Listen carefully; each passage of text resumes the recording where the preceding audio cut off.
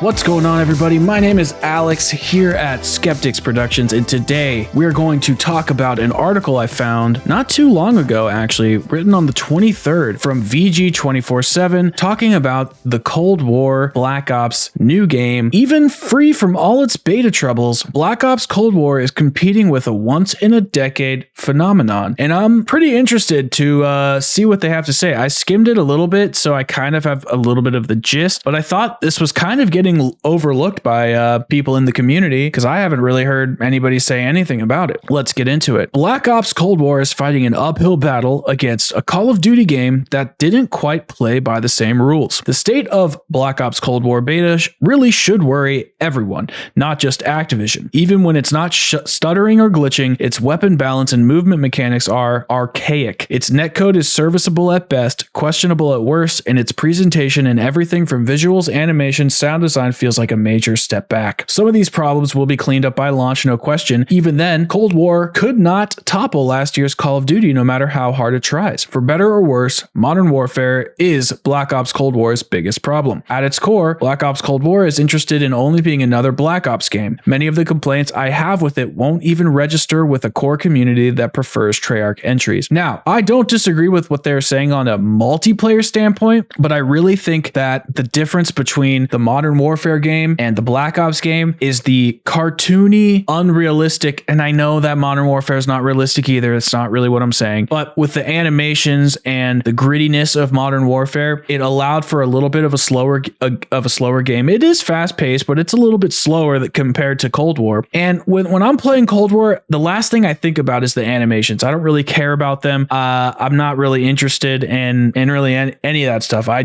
like the way the guns feel. I like the way the guns sound. I like the map design. I like the fast-paced elements of the game. So I prefer that. The stuff they're saying about the netcode and the service of the servers, well, that's a different subject entirely, which doesn't really have anything to do with the game itself, but that has everything to do with Activision and how they handle things. The sublime weapon animations of Modern Warfare are seen as an unnecessary complication that takes away from the series' arcade nature. Its fluid, weighty movement is slow and cumbersome to the bunny-hopping, slide-addicted Twitchy players, sorry guys, I'm a Twitchy player then. I like that. Even the standard setting weapon acoustics and audio design were considered a negative for making it harder to detect footstep sounds. I mean, that's up to your own personal preference. I thought the sound design in Black Ops Cold War was pretty good. Footsteps were hard to hear on a three-dimensional plane, but I could tell that there was always somebody around me, and then I just had to look at my minimap to determine if they were above or below me. By design, none of that is in Black Ops Cold War. In theory, there's nothing inherently wrong with this approach, but the Modern Warfare crowd gets a game that caters to their needs every 2 or 3 years, and the Black Ops hardcore likewise have to wait their turn. Okay, fair enough. But all of that would have played better if Modern Warfare was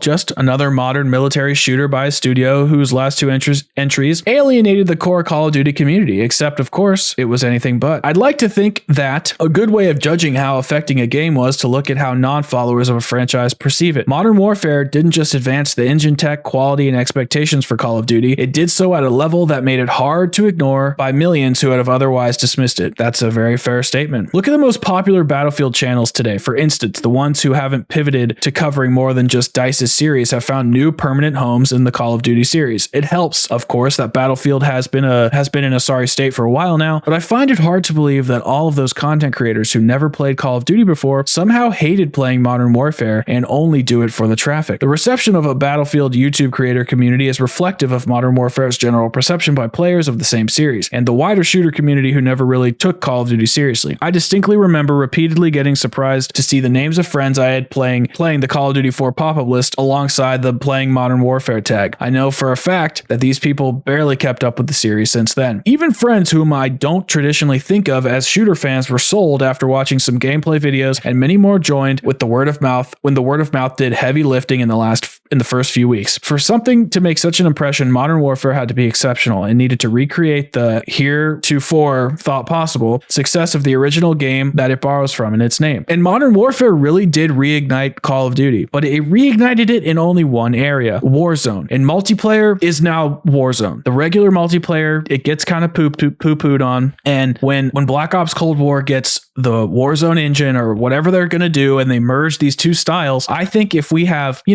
Warzone name with the Black Ops fast, twitchy shooter style, I think we could see an improvement in Warzone, really. And then hopefully those implementations of gameplay mechanics bleed into the multiplayer and possibly Zombies franchise. But really, I think we should be excited for Zombies and Warzone and the campaign and kind of not really be paying attention too much to what multiplayer has to offer. And we just haven't seen Warzone yet, so it's a little too soon to tell. And now they're getting into Warzone in the article. Then came Warzone, which again could have been simply another blackout mode that attracts a few curious outsiders in this first month before they all leave it for the ultra hardcore. But Warzone changed the Battle Royale game. Yes, it did. Let alone the outside perception of Activision's yearly approach to content. It went from strength to strength to the point that it forced the publisher to recenter Call of Duty around it. And they're going to be doing that again this year, make no mistake. To say nothing of its effect on how its future games are now being revealed, which they talk about in investor calls. We could argue for hours that Infinity Ward's approach to everything from design to balance and communication, but nobody can deny how enraptured everyone was with Modern Warfare and Warzone. It's October now, and you can easily find plenty of outlets covering patches for both the games as if they had just been released. I have not seen that before with any Call of Duty game over the last 6 years. Interest in the yearly game usually fades by February or March.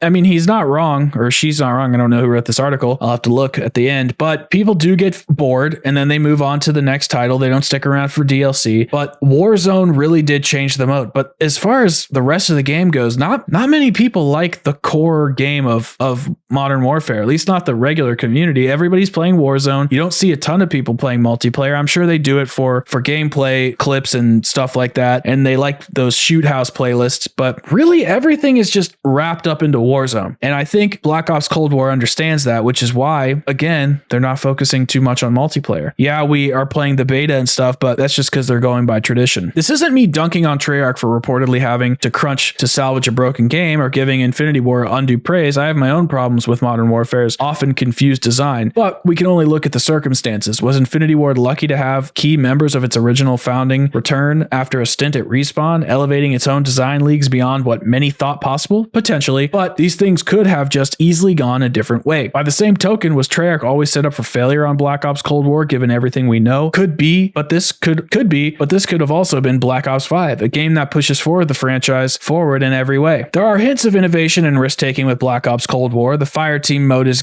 a good attempt at allowing large-scale combined arms teams to make sense in a Call of Duty game outside of of Battle Royale. Its engine does look markedly better than Black Ops 4's, and it really shows these large-scale modes.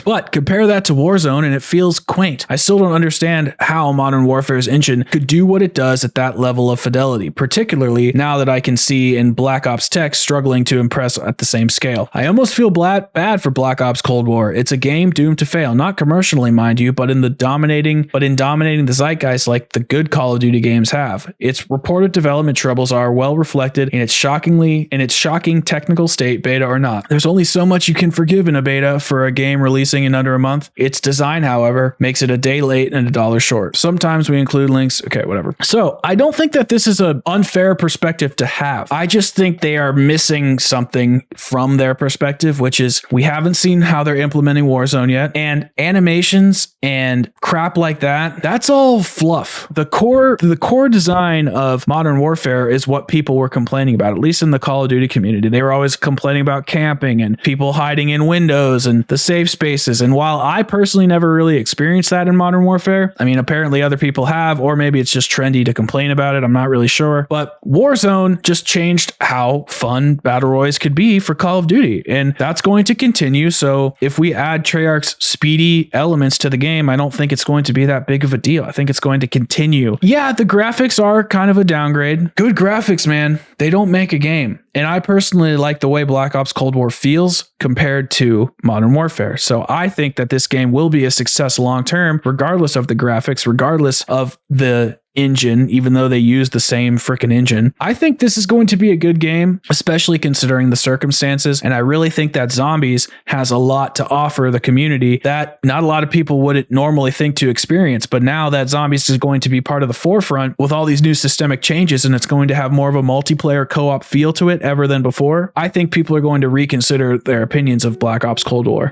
Not because of multiplayer, not because of the campaign, but because of Warzone and the co-op mode. Whereas Modern Warfare merely only has one of those. Well, that's going to do it for this video. I hope you like the new layout. Just trying it out. Might not keep it, might switch it around, kind of keep things in limbo, but this way I can get news out to you guys faster without having to edit 17 different things at once. Thank you so much for watching, and I will see you in the next video. Have a good day.